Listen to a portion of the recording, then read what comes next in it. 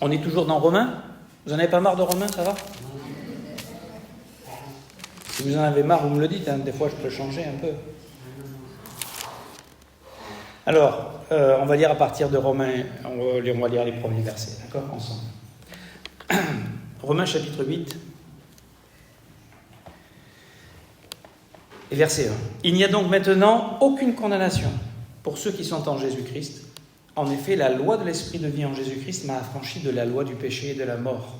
Car chose impossible à la loi, parce que la chair la rendait sans force, Dieu a condamné le péché dans la chair, en envoyant à cause du péché son propre Fils dans une chair semblable à celle du péché.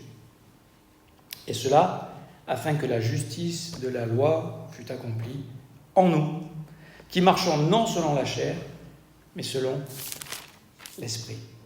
Ceux en effet qui vivent selon la chair s'affectionnent aux choses de la chair, tandis que ceux qui vivent selon l'esprit s'affectionnent aux choses de l'esprit.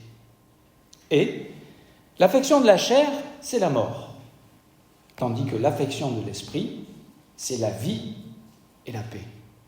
Il y a un sacré contraste entre les deux, en parenthèse. Car l'affection de la chair est inimitié contre Dieu parce qu'elle ne se soumet pas à la loi de Dieu et qu'elle ne le peut même pas. Or, vous ne vivez pas selon la chair, mais selon l'esprit, si du moins l'esprit de Dieu habite en vous. Si quelqu'un n'a pas l'esprit de Christ, il ne lui appartient pas. Et si Christ est en vous, le corps, il est vrai, est mort à cause du péché, mais l'esprit est vie à cause de la justice. Et si l'esprit de celui qui a ressuscité Jésus d'entre les morts habite en vous, celui qui a ressuscité Christ d'entre les morts rendra aussi la vie à vos corps mortels par son esprit qui habite en vous. Ainsi donc, frères, nous ne sommes point redevables à la chair pour vivre selon la chair. Si vous vivez selon la chair, vous mourrez, mais si par l'esprit vous faites mourir les actions du corps, vous vivrez. Merci Seigneur pour ce texte, pour ce que tu as fait et pour ce que tu nous dis. Aide-nous à le saisir, à le recevoir, à le comprendre. Peut-être on le connaît déjà, mais le comprendre d'une manière fraîche, nouvelle, pour vraiment, Seigneur, réaliser l'œuvre de grâce que tu nous as offerte et cette justice imputée par laquelle nous vivons au moyen de la foi. Seigneur, aide-nous à manifester ce parfum, cette grâce et cette nouvelle vie que nous avons reçue au nom de ton Fils. Amen. Alors, vous vous rappelez que l'épître de Paul vient nous exposer une doctrine qui est révolutionnaire à l'époque, quand elle est présentée, la justification par la foi. Pourtant, il va donner des exemples dans Romains 4, notamment avec Abraham et David, et ils expliquent qu'ils croyaient dans cette justification par la foi. D'accord ? Abraham était avant la loi, et comment il a été rendu juste ? Parce qu'il a cru, tout simplement. Donc la foi, dans toutes les époques, on appelle ça les dispensations, dans tous les moments où Dieu a traité avec l'homme d'une manière particulière, c'est toujours le moyen d'être en relation avec Dieu, d'être en communion avec Dieu, de s'approcher de Dieu. C'est pas par les œuvres. Et quand la loi a été donnée, il y a eu un peu une sorte de confusion en disant, voilà, maintenant, il faut faire ça, il faut obéir aux commandements, il ne faut pas pécher, il faut essayer d'arriver à Dieu. Donc, de penser que sans aucun effort, l'homme peut se tenir dans la présence de Dieu et accepter alors qu'il est pécheur, ça semble impensable. N'est-ce pas ?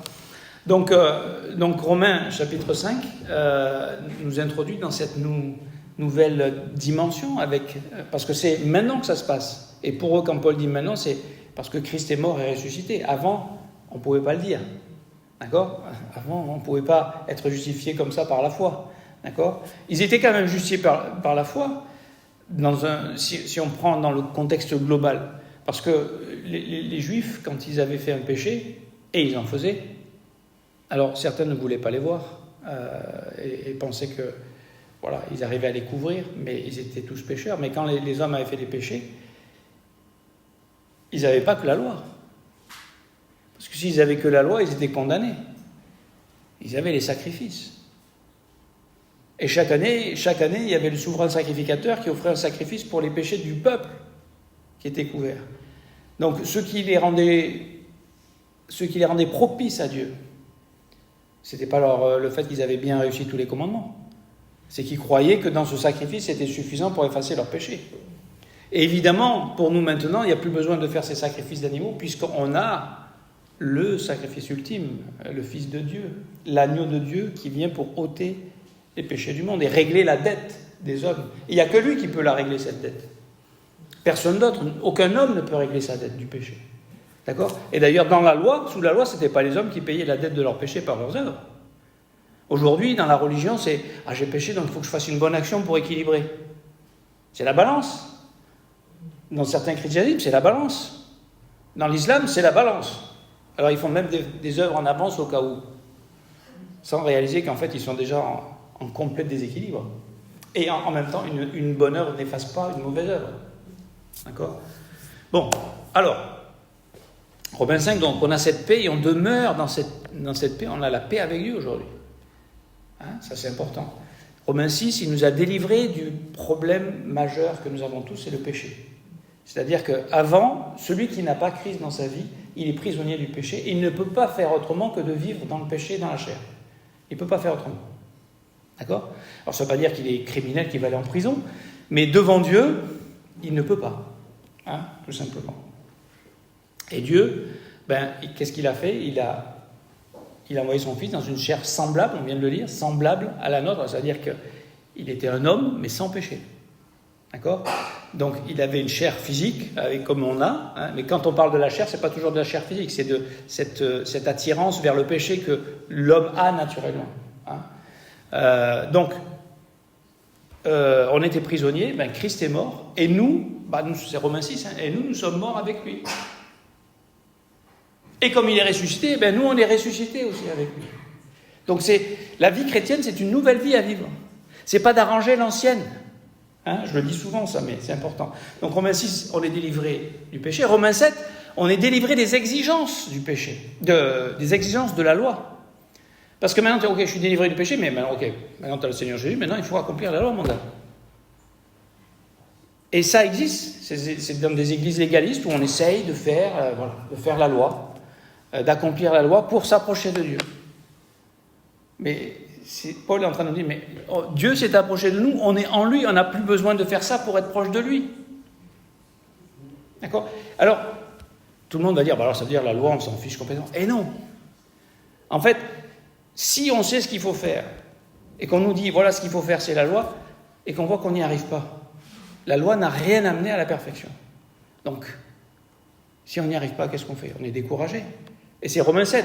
Il explique que j'arrive pas à faire le bien que je veux, je fais le mal que je veux pas.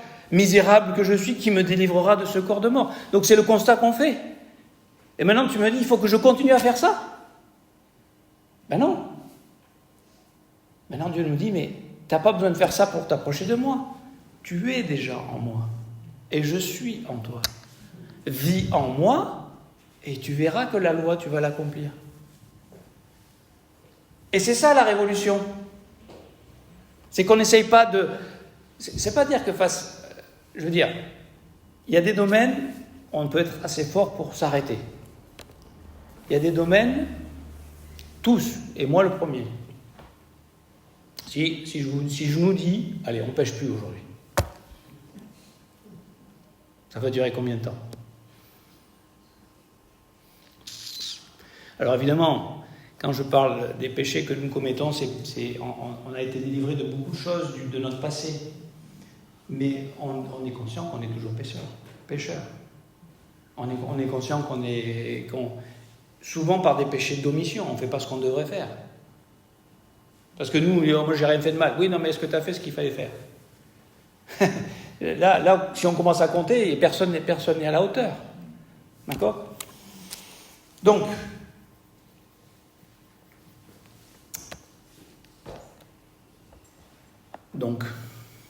j'ai perdu le fil. Donc on arrive à Romains 8. Et Romains 8, ça commence par il n'y a plus de condamnation. Et mes amis, quand on commence, là on peut commencer à vivre. Parce que s'il y a le poids du passé, de la culpabilité, des erreurs que les autres nous ont fait, dont on est victime aussi, d'accord, qui nous enquiquinent, qui font des gros bagages, des grosses blessures, si on est là, il n'y a plus de pile là. Ça arrive. C'est comme, vous voulez que je vous raconte une anecdote? Je vais prendre regarde. Prends ça. Oh.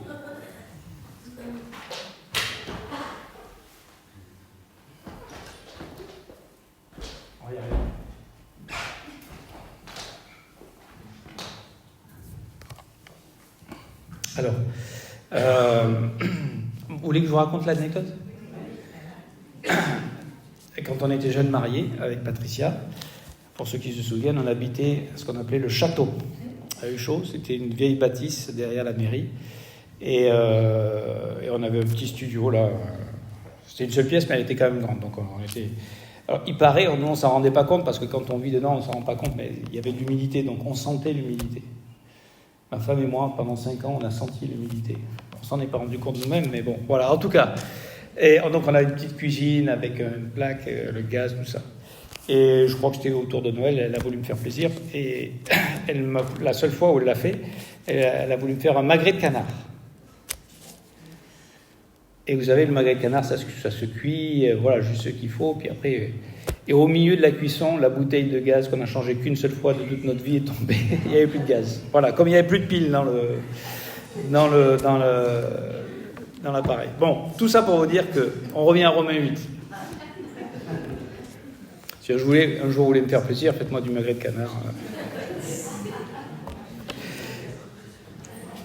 Donc on a dû aller chez la voisine pour finir de le cuire. Heureusement, elle a été gentille, elle nous a permis de le faire, mais bon, vous imaginez le trafic. Le magret de canard n'a pas été aussi fameux que ce qu'on aurait espéré. En tout cas, on est dans Romains 8, et Dieu donc, nous introduit dans cette nouvelle vie extraordinaire.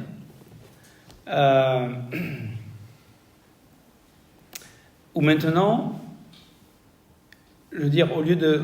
On n'a plus un bagage qui nous écrase de la culpabilité, de nos péchés, de la condamnation qu'on mérite d'avoir, ça a été enlevé. C'est-à-dire, on peut commencer à relever la tête.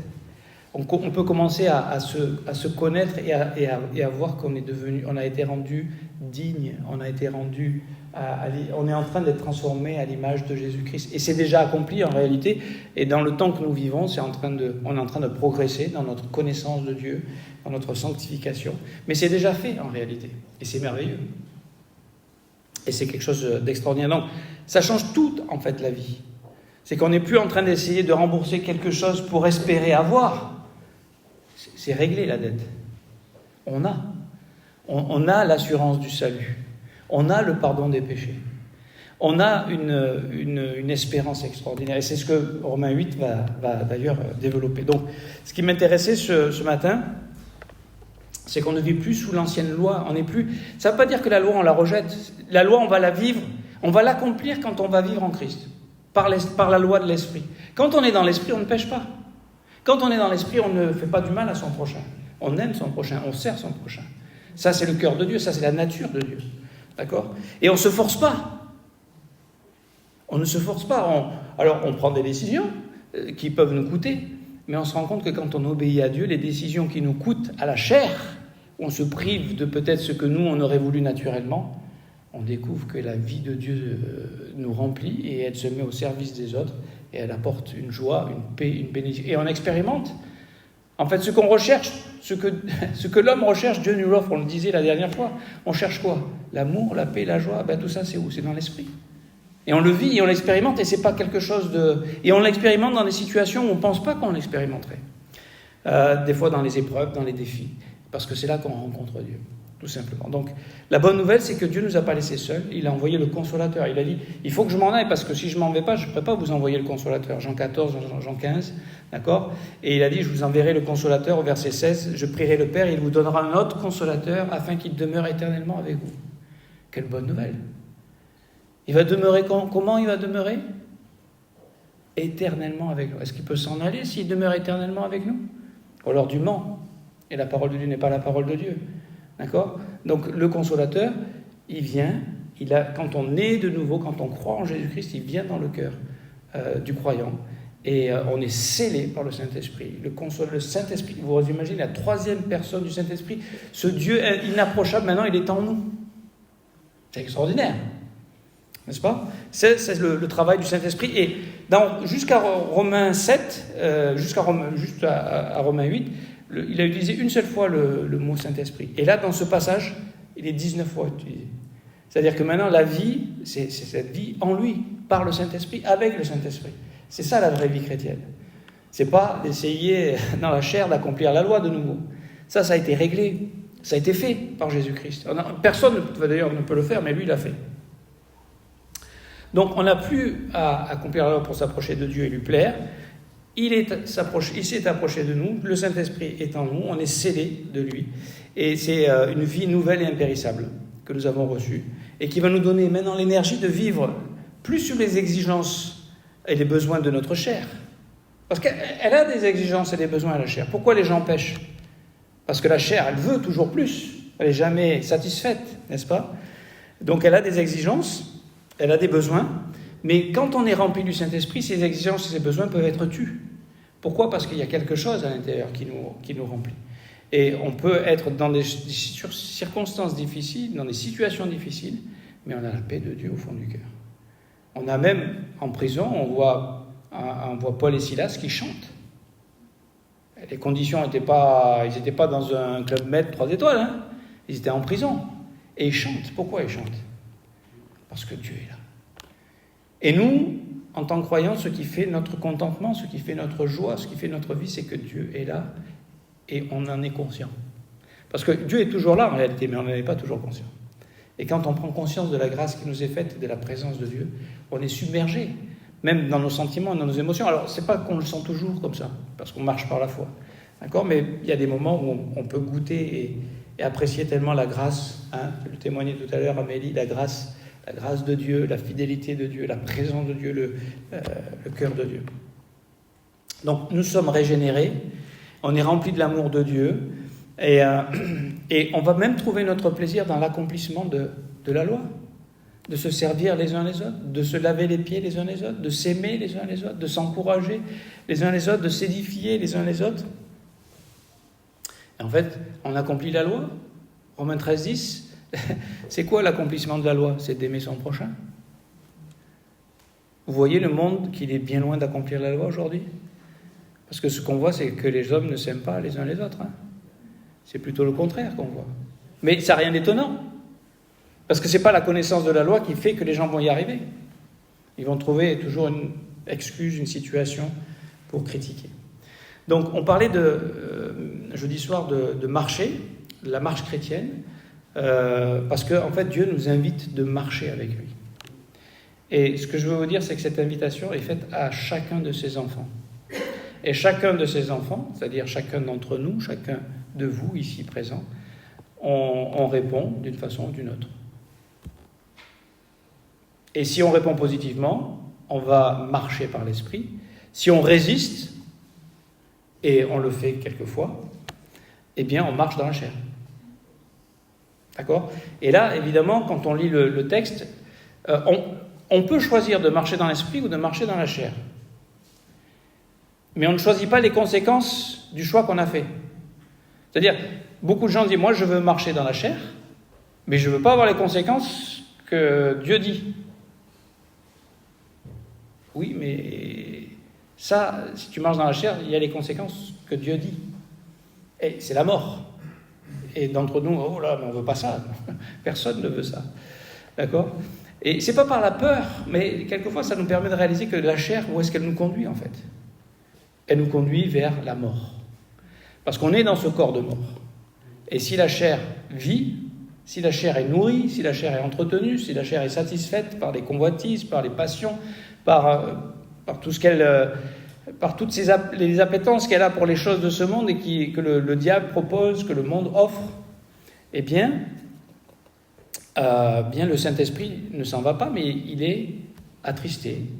Même il peut aller jusqu'à être éteint. C'est-à-dire qu'il ne dit plus rien, il ne fait plus rien. Et là, c'est un moment de grand désert pour le croyant, qui l'amène, parce qu'on est son enfant, Dieu ne va pas nous abandonner. Donc le projet de Dieu, c'est qu'il nous amène au bout de nos limites, pour qu'on réalise qu'on s'est égaré. Et que dans notre orgueil, dans notre folie, dans notre suffisance, dans nos forces naturelles, on a pensé qu'on pouvait se passer de Dieu. Et en réalité, on ne peut pas se passer de Dieu.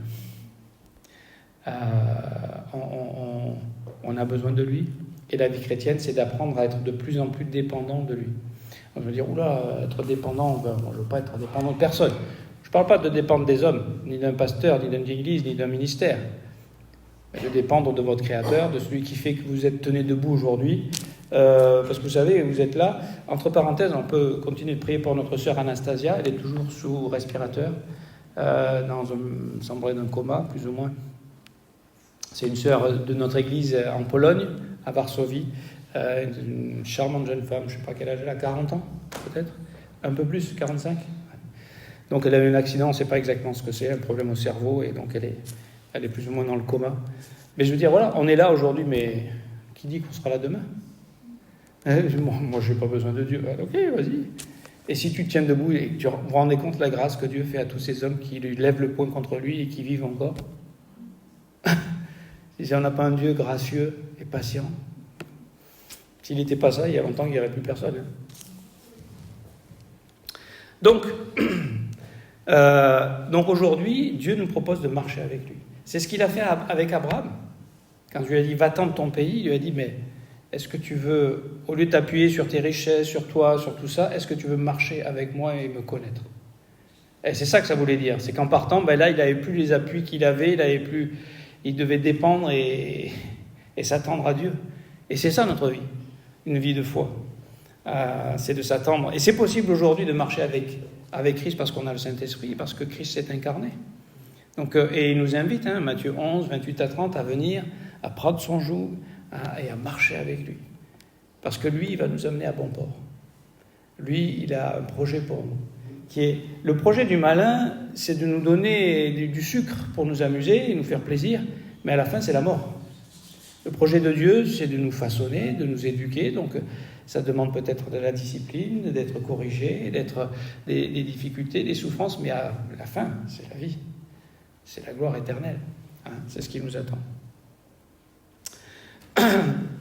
Il y a ce beau verset dans Exode 33, 15, où Moïse qui dit « Si tu ne marches pas avec nous, ne nous fais point partir d'ici. » Et j'aimerais juste nous encourager avec ce verset de se dire « Seigneur, si tu n'es pas là dans ces projets-là, voilà, arrête-moi là, ferme la porte, ouvre la porte. Mais moi, tout ce que je veux, tout ce que je désire, c'est dans Exode 33, verset 15, tout ce que je désire, c'est quoi? C'est être là où tu es. Et quand on a compris ça et qu'on vit ça, c'est pas qu'on est devenu parfait, mais on a compris une grande chose dans notre vie. Ce qui fait notre vie, c'est la présence de Dieu, c'est la communion avec Dieu, c'est la vie par le Saint-Esprit, tout simplement. Alors, que faut-il pour marcher par l'Esprit? Que faut-il pour, on pourrait se dire, voilà, on s'imagine, c'est les plus forts d'entre nous qui vont y arriver, c'est ceux qui sont les moins pires, ou les meilleurs, je ne sais pas qu'on pourrait dire, ceux qui n'ont pas trop de faiblesses, c'est ceux qui vont y arriver à marcher avec Dieu par l'Esprit. En réalité, c'est tout le contraire. Et pour ça, j'aimerais vous parler de notre ami Jacob. Jacob le futé, Jacob le rusé, Jacob le roublard, qui voulait faire des choix pour lui, pour son intérêt, même de posséder la bénédiction, de tricher pour essayer de l'avoir. Et à un moment donné, c'est dans Genèse chapitre 32, il y a une rencontre avec Dieu. Il y a un combat avec Dieu. Combat pour l'ego. Combat parce qu'il est fort, trop fort. Et Dieu va lutter, et il va lutter avec Dieu. Et c'est là que Dieu va lui donner le nom d'Israël. Et à un moment, c'est un combat où chacun d'entre nous, on doit y passer par là. Alors ça se passe pas à Péniel, d'accord, au bord du Jourdain, mais dans notre vie, dans notre marche, il y a un moment donné où on joue plus un jeu avec Dieu. Parce que nous, on sait jouer les jeux. Oui, je te fais... Vous savez, on fait des marchandages avec je te fais ça, je te donne ça, mais parce que je veux que tu me donnes ça en retour. Non, là, on n'est pas en train de jouer. Là, c'est une question de survie. Là, il doit rencontrer son frère et il sait que son frère, il voulait lui faire la peau. Donc il a peur. Il a peur pour lui, pour sa famille, il a peur. Et des fois, Dieu nous amène dans des situations, des circonstances où on a peur. Et on a besoin de se tourner vers Dieu, de combattre avec Dieu. Et d'arrêter de jouer un jeu avec Dieu et d'être vrai avec Dieu. Et c'est là que, dans cette bagarre, Dieu va faire quelque chose. Il va déboîter la hanche de Jacob. Et il va le rendre boiteux. Tu dis, mais attends, si tu veux que je marche avec toi, ne me rends pas boiteux. Mais c'est exactement ce que Dieu fait. Et nous, notre problème, c'est qu'on est trop fort. Et quand on est trop fort en nous-mêmes, on n'a pas besoin de Dieu. Et Jacob va être affaibli. Et vous savez comment se termine la vie de Jacob? Il a eu ses hauts, ses bas, mais Dieu a été vainqueur dans sa vie. Il est devenu Israël. Et il est dit qu'à la fin de sa vie, dans Hébreux chapitre 11 et verset 21, qu'il adorait Dieu appuyé sur son bâton. Merci Seigneur pour les épreuves, pour les choses qui nous amènent à dépendre de lui. Et à reconnaître notre faiblesse, à reconnaître notre état, à reconnaître... Il demande, ce n'est pas les gens forts qui vont marcher par l'esprit, c'est les gens faibles, qui en ont ras-le-bol de cette vie dans la chair, qui n'en veulent plus de cette vie dans la chair, et qui veulent Dieu maintenant, la présence de Dieu. Et c'est ça la loi de l'esprit de vie. Et c'est là qu'on est délivré. Donc c'est pas les forts, c'est pas dire, moi je suis pas assez fort pour y arriver. Non, tu es trop fort pour, justement. Et Dieu va travailler dans notre vie, et c'est la discipline de Dieu. Parce que quand on pêche, vous savez, on est ses enfants, donc il nous discipline, il nous corrige. Et pourquoi il fait ça? Parce qu'il nous aime. Comme des parents qui éduquent leurs enfants. Si vous les laissez si vous laissez faire tout ce qu'ils veulent, vous savez quoi? Ils seront devant un écran à manger des bonbons toute la journée. Vous pouvez faire ça, je ne sais pas ce que ça va devenir, un enfant comme ça. Et non, il a besoin d'être... Et quand tu l'enlèves de là, il pleure, il n'est pas content, il n'est pas d'accord. Ben nous, c'est pareil. Mais c'est tellement mieux quand on va aller découvrir que la nature, le sport, les gens, la vie avec Dieu est merveilleuse. Les relations qu'on peut tisser. C'est quelque chose de magnifique. Vous vous rappelez Saul de Tarse, ce génie, ce pharisien, ce docteur de la loi qui avait une tête plus grosse que... Qu'est-ce qui se passe? Dieu va lui donner un nouveau nom. Paul, le petit. Peut-être, apparemment, il était petit de taille, Paul. Le petit, t'étais trop grand. Il faut juste une écharpe dans la chair. Tu peux pas marcher. Tu as besoin de ma grâce. Okay, mais c'est normal. C'est la vie normale chrétienne, ça. Seigneur, j'ai besoin de toi, ta présence, ton secours. Regardez, c'est ma femme qui m'a dit ça hier, et j'ai trouvé que c'était très beau. C'est une partage de la bonne semence de vendredi dernier. Et il y a un auteur qui écrivait, alors je ne sais pas qui c'est l'auteur, mais voilà, je vous lis. Il dit « Le Dieu Tout-Puissant sait que je ne suis pas assez compétent, pas assez intelligent, pas assez fort pour vivre une vie chrétienne réussie. Mais par son esprit, le Seigneur Jésus-Christ désire entrer dans ma vie, réfléchir avec mon cerveau, regarder avec mes yeux, écouter avec mes oreilles, parler avec mes lèvres, marcher avec mes jambes, travailler avec mes mains, aimer avec mon cœur. » Voilà la vie chrétienne. Rien d'autre, rien de plus, rien de moins. Et je trouvais que c'était tellement adapté à ce partage ce matin que je voulais simplement vous le lire. Donc, je conclus. De manière concrète, c'est comment est-ce qu'on s'affectionne aux choses de l'esprit. D'accord ? Essayons d'être un peu concret, pratique. Colossiens chapitre 3, verset 1, il dit « Si donc vous êtes ressuscités avec Christ, cherchez les choses d'en haut, où Christ est assis à la droite de Dieu. Affectionnez-vous aux choses d'en haut et non à celles qui sont sur la terre. » On vit dans un monde et dans nos sociétés où on est béni, mais ces bénédictions tournent en malédiction, je crois. Parce qu'on s'attache beaucoup aux choses terrestres. une maison, une carrière, de l'argent, une sécurité, des assurances. Enfin, voilà, on vit pour soi, pour son bonheur, pour son intérêt. Et on est béni, matériellement. Mais si vous regardez le monde français aujourd'hui, il y a des bénédictions matérielles qui rendent les gens un peu zinzin, malades, relationnellement cassés, brisés. Ça, c'est la réalité, n'est-ce pas? Donc, on vit sur la terre, et j'aimerais vous dire qu'en tant que chrétien, non, Seigneur, moi, je n'ai pas besoin. Mais on accepte. C'est Paul, il dit, j'ai appris à vivre dans l'abondance comme dans la disette. C'est-à-dire que quand on est béni, merci Seigneur. Mais on ne vit pas pour ça. On vit pour quelqu'un d'autre, de plus grand.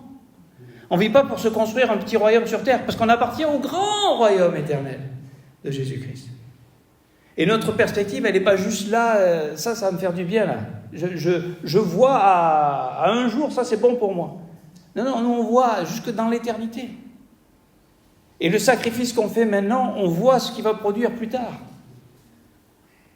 La bénédiction qu'il va produire plus tard. En fait, les gens courent après les richesses terrestres. En plus, si on fait le constat, c'est qu'ils ne sont jamais vraiment satisfaits par ces richesses terrestres. Vous avez déjà rencontré un riche très riche? Il n'est pas assez riche. Non, il en faut toujours plus. Parce que, en fait, ce n'est pas ça qui peut combler le cœur. C'est la présence du Créateur, c'est le Saint-Esprit, c'est la paix avec Dieu, c'est la relation avec Dieu qui nous comble. C'est le trésor qu'on a trouvé. Donc les gens courent après toutes ces richesses, ils ne sont jamais satisfaits, et en plus ils deviennent prisonniers de leurs besoins, de leurs désirs, de leurs convoitises, de leurs passions. Et la parole de Dieu est claire, elle nous dit de ne pas aimer le monde dans 1 Jean 2,15. N'aimez point le monde ni les choses qui sont dans le monde. Si quelqu'un aime le monde, l'amour du Père n'est point en lui. Car tout ce qui est du monde, tout ce qui est dans le monde, la convoitise de la chair.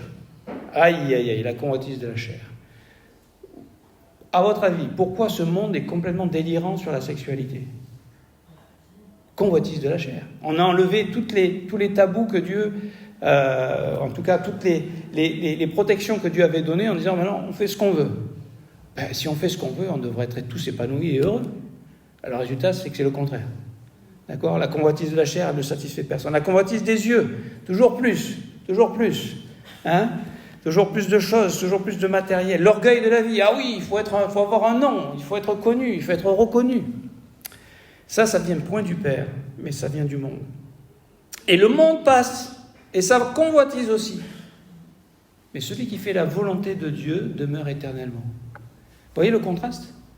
Celui qui s'aime pour sa chair, ça passe, ça passera. C'est gloire du monde, d'accord? Mais celui qui fait la volonté de Dieu, celui qui marche par l'Esprit, celui qui fait confiance au Saint-Esprit. Voilà. Donc notre joie, elle vient que notre perspective a changé aujourd'hui. On n'est plus en train de se construire ce petit royaume, on est déjà dans le royaume de Dieu. Et vous pourrez lire ces textes dans Hébreux chapitre 11, verset 13, où il est parlé qu'on est étrangers et voyageurs sur la terre, qu'on cherche une patrie céleste, une patrie que Dieu, cette cité céleste que Dieu a préparée pour ceux qui l'aiment. Vous savez que c'est ça notre objectif. C'est pas juste d'être confortable, d'avoir... Non, c'est pour ça qu'il y a des gens qui se sont levés, qui ont quitté leur petit confort et qui sont partis sur un champ missionnaire dans des conditions comme Pasteur David et Mina. Vous savez la bonne nouvelle? Vous avez entendu la bonne nouvelle? C'est qu'ils ont, ça y est, ils ont reçu leur permis de travail, donc ils vont pouvoir faire leur visa et ils espèrent que d'ici mi-février, ils seront à Madagascar. Je veux dire, si quelqu'un de sensé vit dans cette île, il ne pense qu'une seule chose, c'est pouvoir partir pour vivre meilleur ailleurs. Et eux, ils vont tout laisser, leur confort, leur richesse, pour aller vivre là. C'est quoi? Pourquoi?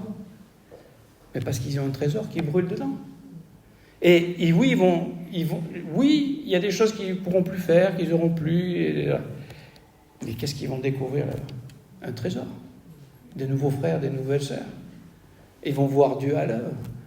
Dans des situations, dans des conditions de vie compliquées. La nuit tombée, tu ne sors pas à Madagascar, sinon tu te fais agresser. Donc c'est pas le paradis où ils vont. Il y a le soleil peut-être, Mais c'est des conditions de vie qui vont être difficiles, et donc priez pour eux. Priez aussi, je renverrai le lien pour s'il y en a qui veulent les soutenir. Ça y est, ils partent là. Jusque-là, ils étaient en attente de leur papier, mais ça y est, ça se prépare. Donc si vous voulez les soutenir, n'hésitez pas. Donc nous on voit cette cité céleste que tu as préparée pour nous, et on se réjouit d'avance. Donc dans quoi est-ce qu'on va investir notre temps, notre énergie, notre argent? Il me faut ci, il me faut ça. Et je ne suis pas en train de dire qu'il ne faut pas avoir une maison, il ne faut pas avoir une voiture. Comprenez-moi bien. On vit ici, donc on a besoin des choses, il faut vivre ici. Mais ce n'est pas notre but dans la vie. Notre but, c'est de connaître Christ et de se faire connaître Christ. Donc on investit dans quoi? On investit dans ce qui est éternel. Qu'est-ce qui est éternel? De choses concrètes, palpables, qu'on peut toucher, qu'on peut voir. La parole de Dieu. Jésus dit que sa parole ne passera pas. Ça, c'est quelque chose d'éternel. La vérité, la grâce de Dieu, ça, c'est quelque chose d'éternel. Et encore une fois, je nous exhorte à être des gens de la Bible, de la lire, de la méditer, de l'étudier, de se donner les moyens de faire tout ce qu'on peut pour connaître celui qui a écrit ces livres, inspiré ces textes pour nous aujourd'hui. Ensuite, il y a notre moyen très, très concret de vivre les choses éternelles. C'est dans le corps de Christ. Et je peux vous dire que nous sommes gâtés, bénis d'avoir le corps de Christ. Votre pire ennemi, c'est vous-même. Décentrez-vous de vous-même et centrez-vous sur Christ, sur le corps de Christ, sur les autres, sur les frères et sœurs. Apprenez à les servir, à les aimer, à les écouter, à en prendre soin. Et je peux vous dire que votre vie va changer. Et si vous restez enfermé sur vous-même, sur à scroller sur ces réseaux sociaux qui vous rendent zinzin, vous allez être psychologiquement atteint et malade. Et vous êtes chrétien. Laissez votre téléphone, venez dans le corps de Christ. Quand il y a des activités, alors, vous faites ce que vous voulez. Vous venez quand vous voulez. Il n'y a aucune pression sur personne. Mais en tant que pasteur, je ne peux pas vous dire, venez à l'endroit où vous pouvez voir Christ et vivre des choses éternelles. D'accord? Et où on est formé, où on grandit ensemble, et on avance ensemble, et on a une compréhension de Dieu, et ça nous fait prendre des pas de foi pour la suite, n'est-ce pas? Et puis, la dernière chose, c'est que Dieu a un projet. Et ce projet, c'est le salut des âmes, le salut des hommes sur cette terre. Et donc, ce qui va nous garder, ce qui va être très concret, c'est devenir participant. Il nous invite à participer avec lui à ça. Et c'est ça l'Église, c'est qu'on vit ensemble des belles choses, mais pas pour se faire un petit club tranquille entre nous, et puis non, t'as pas la carte, tu rentres pas. C'est pour dire, c'est grand ouvert. Et venez. Et je peux vous dire, il n'y a pas de plus grande joie que vous aurez sur la terre. Si votre vie peut être utilisée dans la vie d'un autre pour qu'il puisse voir la lumière de Dieu, parce que personne qui sauve personne, mais pour être une lumière dans la vie de quelqu'un d'autre. Ça, c'est éternel, ça. Le salut d'une âme, c'est éternel. Et Dieu nous utilise. Et donc, je vous encourage à ça. Et on s'arrête là pour ce matin. Mais on peut vivre dans la chair, on sait ce que ça va produire, ou on peut vivre par l'Esprit de Dieu. Et on n'est pas fort. On est ce qu'on est, par la grâce de Dieu. Et ce matin, on va terminer en prenant l'offrande. Donc, si Fabio c'est à vous, vous voulez chanter, venez.